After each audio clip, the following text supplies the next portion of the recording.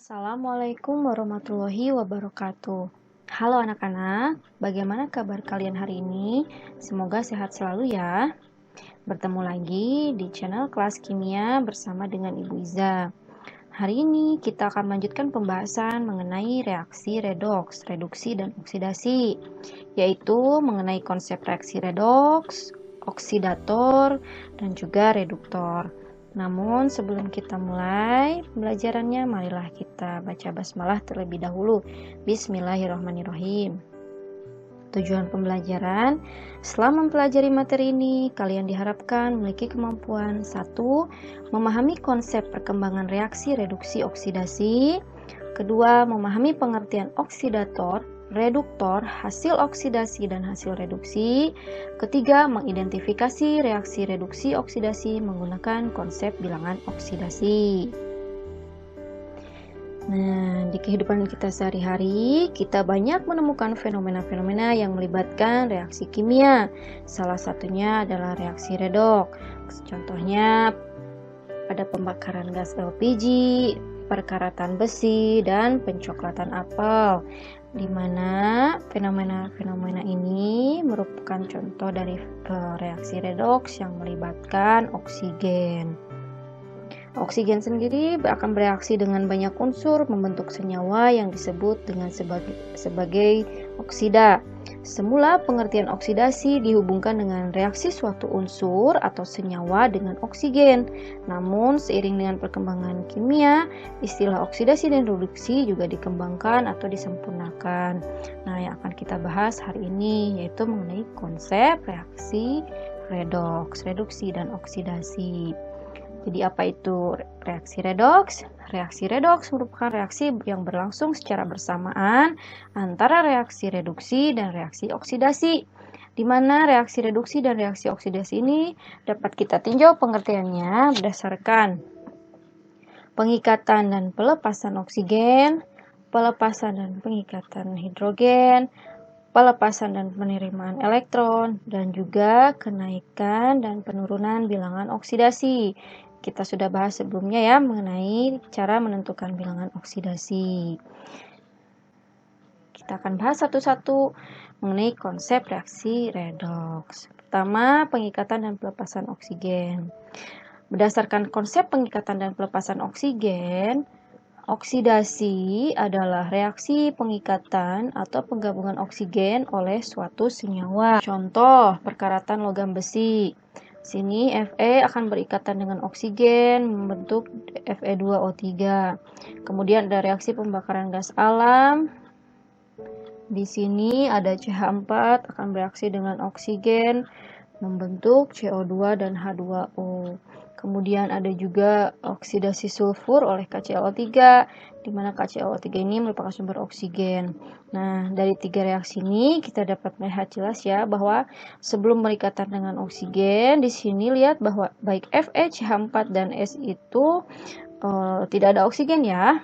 Nah, namun setelah berikatan, maka akan bentuk senyawa yang memiliki atau mempunyai unsur oksigen. Dapat lihat jelas ya. Lalu bagaimana dengan reaksi reduksi? Reduksi adalah pelepasan oksigen dari suatu senyawa.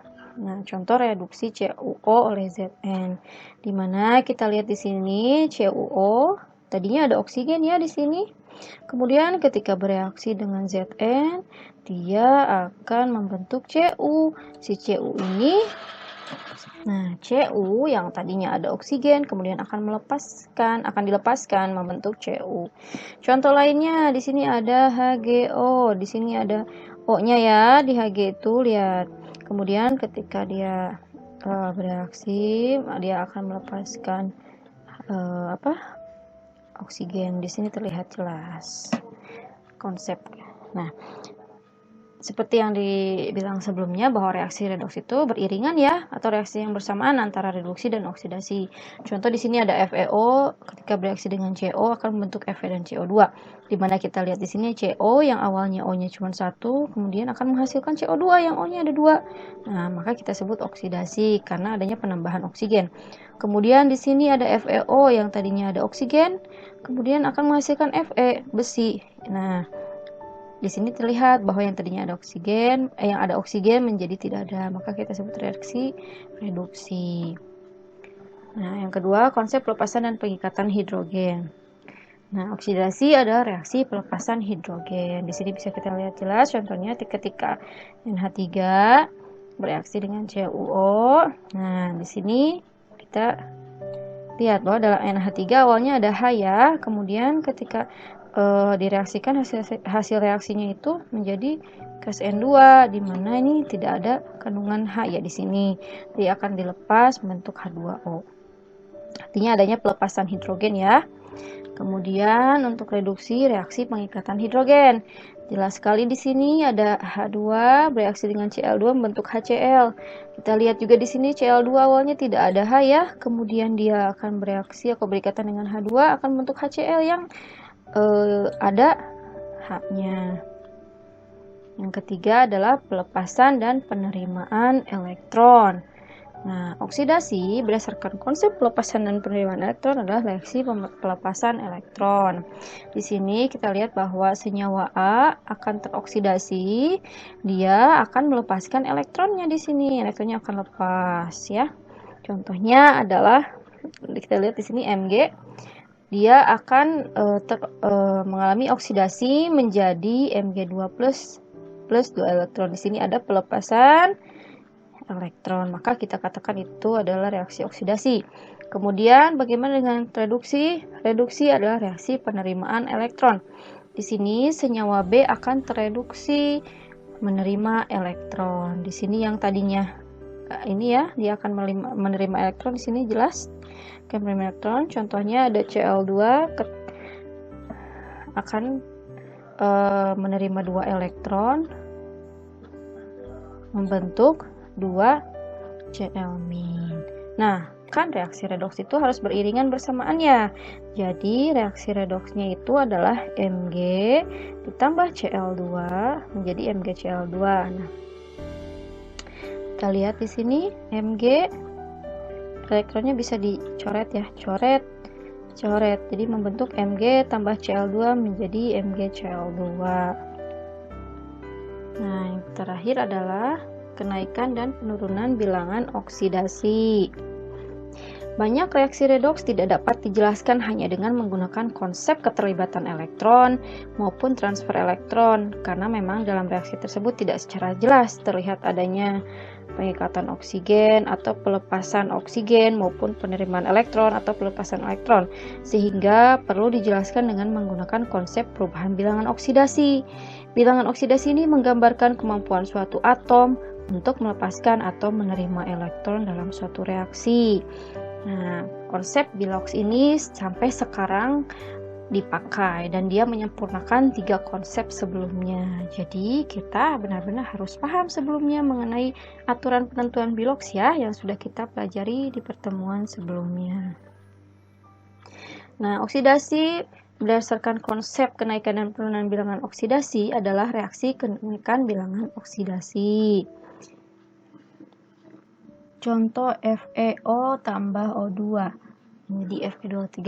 Nah, kita bisa lihat di sini. Kita sudah belajar ya bahwa di aturan penentuan Bilox sebelumnya bahwa untuk O dalam suatu senyawa pada umumnya adalah -2. Di sini itu ada -2. Sehingga di sini harus +2 ya Fe-nya karena harus netral. Kemudian O2 adalah 0 karena unsur bebas. Nah, menjadi Fe2O3. Nah, Fe di sini kelihatan muatannya +3. Nah, di sini terjadi kenaikan ya. Yang tadinya +2 menjadi +3 sehingga disebut oksidasi. Kemudian reduksi, reaksi penurunan bilangan oksidasi. Nah, di sini terlihat jelas untuk S yang tadinya +4 menjadi +6. Nah, kalian pasti sudah pandai menentukan bilangan oksidasi ya. Nanti kita lebih jelasnya dijelaskan dalam contoh soal. Nah, di sini terjadi penurunan bilangan oksidasi yang tadinya S itu plus 4 menjadi plus 6, sehingga dikatakan reaksi reduksi. Nah, karena reaksi redoks itu beriringan, berarti antara reaksi oksidasi dan reduksi itu harus secara bersamaan. Kita contohnya lihat di sini ada reaksi Al dan Fe23 menjadi Al2O3 dan Fe. Di sini kita lihat di sini Al yang tadinya 0 unsur bebas akan menjadi plus 3, bahwa ini adalah reaksi oksidasi. Nah, dalam saat terjadi reaksi oksidasi juga akan terjadi reduksi. Di sini yang tadinya Fe yang tadinya plus 3 akan menjadi tidak bermuatan atau 0, sehingga terjadi penurunan biloks yang disebut reduksi. Maka maka reaksi ini merupakan reaksi redoks karena terjadinya kenaikan dan penurunan biloks. Nah, di dalam reaksi redoks itu ada istilah-istilah penting. Pertama ada oksidator atau pengoksidasi, ada hasil oksidasi, ada reduktor, pereduksi, dan juga hasil reduksi. Kita akan bahas satu-satu. Apa itu oksidator atau pengoksidasi? Oksidator adalah zat atau spesies yang mengoksidasi zat lainnya. Kemudian ciri lainnya karena dia mengoksidasi zat lain, tapi dia sendiri mengalami reduksi. Nah, oksidator itu juga bisa dikatakanlah sumber oksigen pada reaksi oksidasi. Contoh seperti CuO, KMnO4, K2Cr2O7, dan O2. Kemudian hasil oksidasi adalah spesies yang dihasilkan dari reaksi oksidasi. Nah, apa itu reduktor? Reduktor itu kebalikannya, zat atau spesies yang mereduksi spesies lainnya. Jadi karena dia mereduksi spesies lainnya, nah dia sendiri mengalami oksidasi. Dia mereduksi, tapi dia sendiri zat tersebut adalah mengalami oksidasi. Kemudian zat yang dapat menarik oksigen pada reaksi reduksi. Di sini contohnya adalah H2 merupakan reduktor, CO dan logam-logam seperti Al, Na, dan Ca. Nah, hasil reduksi adalah spesies yang dihasilkan dari reaksi reduksi. Nah, secara singkatnya Ibu akan buat bagannya supaya kalian lebih paham ya. Nah, dalam reaksi redoks terdapat dua peristiwa, yaitu reduksi dan oksidasi, di mana ada yang disebut dengan oksidator, pengoksidasi, ada yang disebut dengan reduktor, pereduksi. Nah, oksidator ini akan mengalami reduksi dengan tadi melepaskan oksigen, menangkap elektron, dan meningkatkan hidrogen, juga penurunan bilangan oksidasi. Kemudian reduktor atau pereduksi akan mengalami oksidasi. Jadi reduktor itu mereduksi zat lain, tapi dia sendiri mengalami oksidasi. Nah, kemudian dia ini akan oksidasi ini terjadinya oksidasi dengan mengikat oksigen, melepaskan elektron, melepaskan hidrogen, dan adanya kenaikan dari bilangan oksidasi. Ini resume atau kesimpulan singkat dari pembelajarannya ya hari ini. Nah, lalu supaya lebih paham, mari kita lanjut ke soal dan pembahasan ya. Di sini ada soal dan pembahasan. Tentukan apakah reaksi-reaksi berikut ini tergolong reaksi reduksi atau oksidasi. Tentukan juga oksidator, reduktor, hasil oksidasi, dan hasil reduksi. Di sini ada 4 reaksi. Kita bahas satu-satu ya. Apa ini reaksi reduksi atau oksidasi? Terus oksidatornya, reduktornya, hasil oksidasi, dan hasil reduksinya mari kita tentukan bersama ya. Pertama, di sini ada reaksi 3CuNO3 2 kali ditambah 2L menjadi 2LNO3 3 kali plus 3Cu. Apakah ini reaksi redoks? Nah, kita tahu ya bahwa secara cepatnya kita pecah bahwa CuNO3 dipecah akan menjadi Cu2 plus dan NO3 min. Nah, pasti ingat kan dari mana ini 2 plusnya dari mana? Jadi tukeran ya. Di sini kan ada 2 nih, di sini 2. Jadi 2 ini adalah untuk Cu, kemudian di sini harusnya ada 1 kan. Cuman karena 1 dia tidak ditulis. Nah, jadi NO3 min. Nah, kita ingat aturannya bahwa untuk Cu2 plus ini karena termasuk ion monoatomik. Jadi biloksnya harus sama dengan muatannya. Karena di sini muatannya adalah 2 plus, maka biloksnya adalah plus 2. Kemudian di sini ada NO3-, ingat aturannya NO3- bahwa jumlah biloks pada ion poliatomik harus sama dengan muatannya. Di sini kan NO3- termasuk ion poliatomik. Nah, di sini muatannya kan -1, maka harus sama dengan -1. Nah, kita tahu bahwa O itu umumnya adalah -2 karena ada 3 menjadi -6. Nah, -6 ditambah berapa supaya hasilnya adalah -1? Jawabannya adalah +5. Kemudian di sini ada 2Al. 2Al ini kan unsur bebas ya, tidak berikatan dengan siapapun. Kita tahu bahwa biloks unsur bebas adalah 0. Di sini ada AlNO3, kita pecah lagi menjadi Al3+ dan NO3-. 3+ dari mana? Dari sini kan, nih lihat nih, tukeran lagi ya. Ini min ini dari mana? Min ini dari sini nih, 1. Harusnya ada 1 di sini, tapi karena 1 tidak usah ditulis. Sama seperti tadi, bahwa ini adalah sama dengan muatannya, berarti Al sama dengan +3. Kemudian NO3- juga sama, -2, -6, tambah berapa? Harus jadi -1, +5. Dan di sini juga ada unsur bebas Cu. Cu merupakan unsur bebas, jadi nilai biloksnya adalah 0. Dari sini sudah terlihat jelas bahwa ini merupakan reaksi oksidasi. Kenapa? Karena ada kenaikan bilangan oksidasi. Al yang tadinya 0 menjadi +3. Jadi Al dalam AlNO3 3 kali ini memiliki muatan +3. Nah, maka disebut reaksi oksidasi. Kemudian di sini ada reaksi reduksi. Kenapa? Karena ada penurunan bilangan oksidasi. Yang mana? Yang ini nih, Cu dalam NO3 2 kali ini ternyata biloksnya adalah +2. Kemudian Cu yang di sebelah kanan biloksnya 0. Terjadi penurunan dari +2 menjadi 0. Maka reaksi ini merupakan reaksi redoks karena ada reaksi oksidasi dan reduksi. Nah, terus ada kata kuncinya nih, ada cara cepatnya, triknya. Nah, jika ada unsur bebas sama dengan reaksi redoks. Nah, berarti di sini kan ada unsur bebas ya, nih ada Al, ada Cu. Nah, ini sudah dipastikan adalah reaksi redoks. Jadi kalau kalian menemukan reaksi yang ada unsur bebasnya, itu pasti adalah reaksi redoks. Bagaimana dengan reduktornya? Di sini reduktornya adalah Al. Kenapa Al? Karena di sini kan Al mengalami oksidasi ya. Reduktor itu kan dia pereduksi, tapi dia sendiri mengalami oksidasi. Di sini Al. Kemudian oksidator. Oksidator itu pengoksidasi, tapi dia sendiri mengalami reduksi. Yang mana yang mengalami reduksi? Nah, yang ini kan, yang si CuNO3 2 kali. Nah, hasil oksidasi itu yang mana? Hasil dari reaksi oksidasi. Berarti yang ini. Kemudian hasil reduksi, hasil dari reaksi reduksi. Yang ini, yang Cu. Oke, sampai sini paham? Mudah-mudahan paham ya. Lanjut.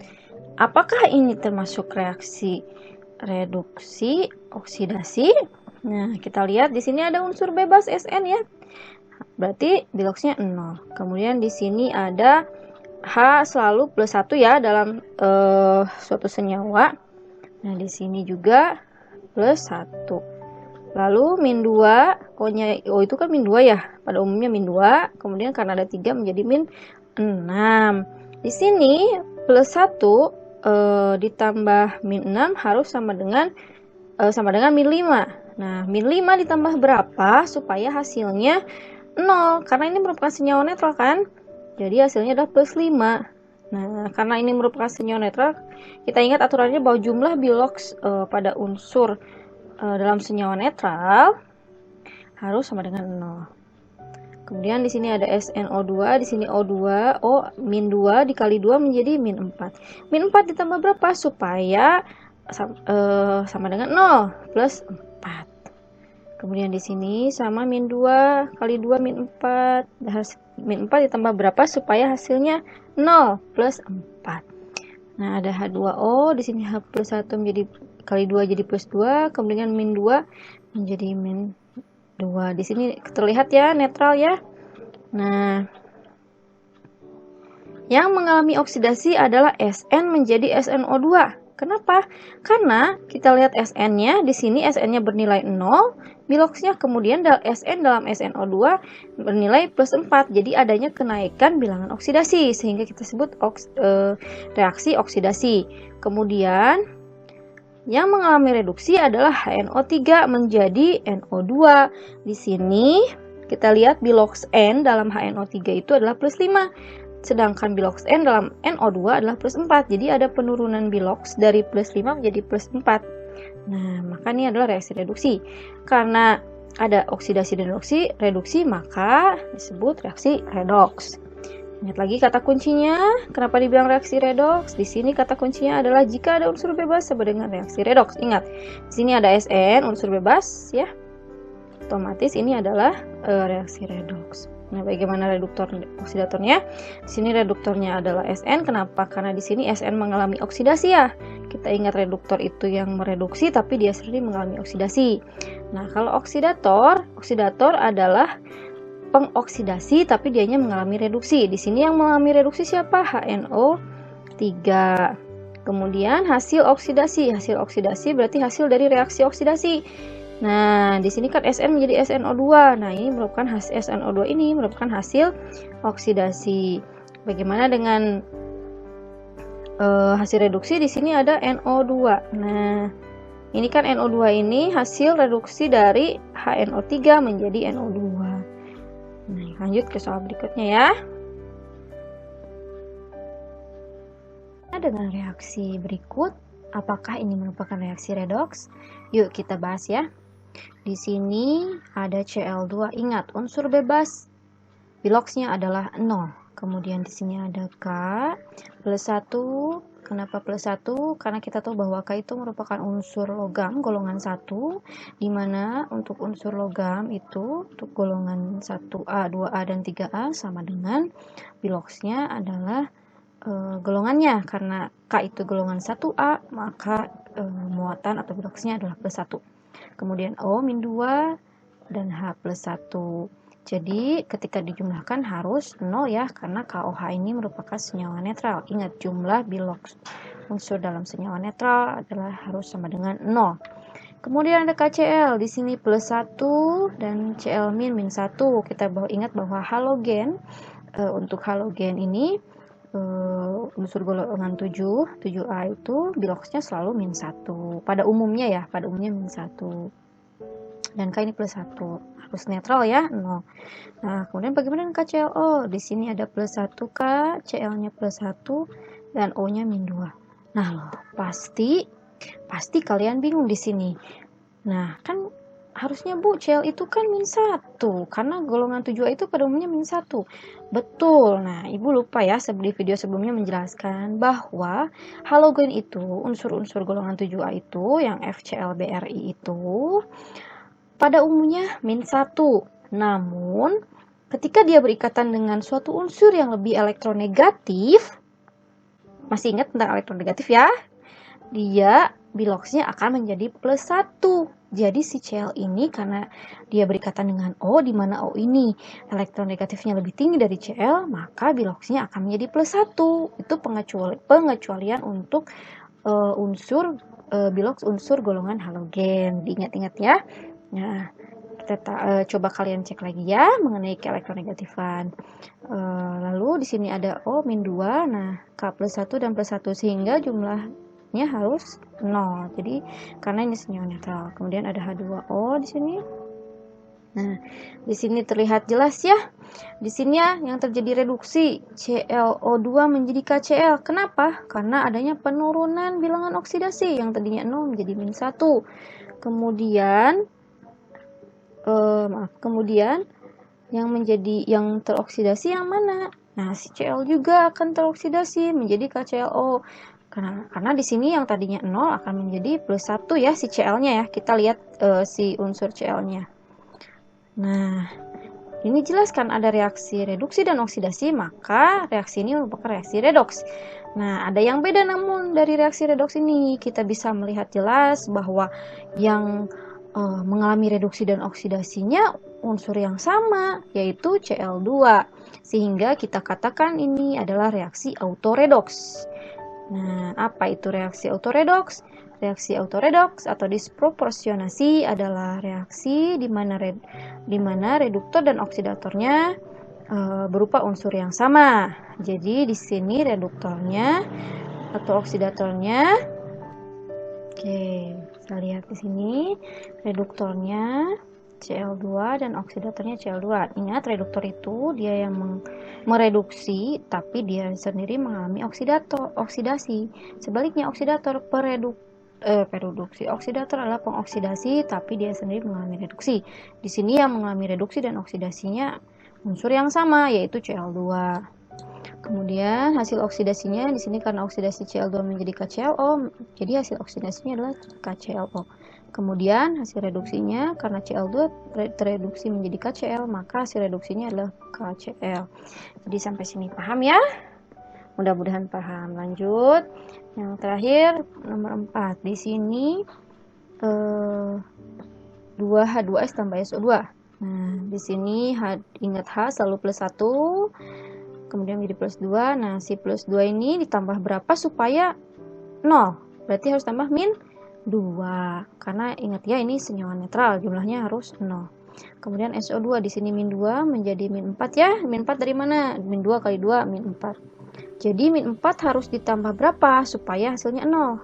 Jawabannya plus 4. Kemudian di sini ada 3S. Ingat, 3S ini apa? Unsur bebas. Jadi unsur bebas itu sama dengan 0. Kemudian ada H2O di sini ya. Nah, min 2 menjadi plus 2. Sudah terlihat jelas ya di sini. Nah, yang mengalami oksidasi atau kenaikan biloks adalah di sini di S dalam H2S mengalami kenaikan bilangan oksidasi yang tadinya min 2 menjadi 0, sehingga kita sebut ini oksidasi. Kemudian di sini S dalam SO2 mengalami penurunan biloks atau bilangan oksidasi yang tadinya plus 4 menjadi 0, sehingga kita katakan reduksi. Karena ada reaksi oksidasi dan reduksi, maka ini merupakan reaksi redoks. Namun di sini juga ada yang spesial, ada yang beda ya. Yang bedanya apa? Nah, ternyata itu yang bedanya adalah hasil oksidasi dan reduksinya itu unsurnya sama, yaitu 3S. Kalau tadi kan reduktor dan oksidatornya ya yang sama kalau pada reaksi autoredoks. Nah, kalau ini hasil oksidasinya dan reduksinya sama, maka ini disebut dengan reaksi konproporsionasi, di mana hasil reduksi dan oksidasinya berupa unsur yang sama. Nah, ini kebalikan dari reaksi autoredoks.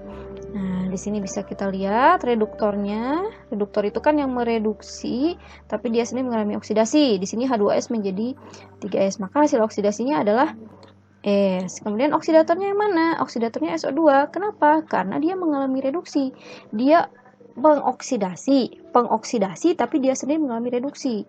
Nah, jadi SO2 itu oksidator. Nah, hasilnya menjadi 3S, sama ya. Nih, jadi ini merupakan reaksi konproporsionasi. Ingat lagi, kalau ada unsur bebas, maka itu dikatakan dengan reaksi redoks. Jadi kalau nanti ada soal yang mana yang merupakan reaksi redoks atau yang mana yang bukan merupakan reaksi redoks, sudah jelas ya. Kalau misalnya ada unsur bebas, itu pasti reaksi redoks. Kalau tidak ada, ya berarti kemungkinan besar itu adalah bukan reaksi redoks. Nah, sepertinya pembelajaran hari ini cukup sekian dulu dari Ibu. Semoga bermanfaat. Semoga kalian paham. Jangan lupa kerjakan kuisnya yang ada di classroom masing-masing ya. Oke, tetap semangat belajarnya dan sampai jumpa di video selanjutnya. Wabillahi taufiq wal hidayah. Wassalamualaikum warahmatullahi wabarakatuh. Sampai jumpa lagi.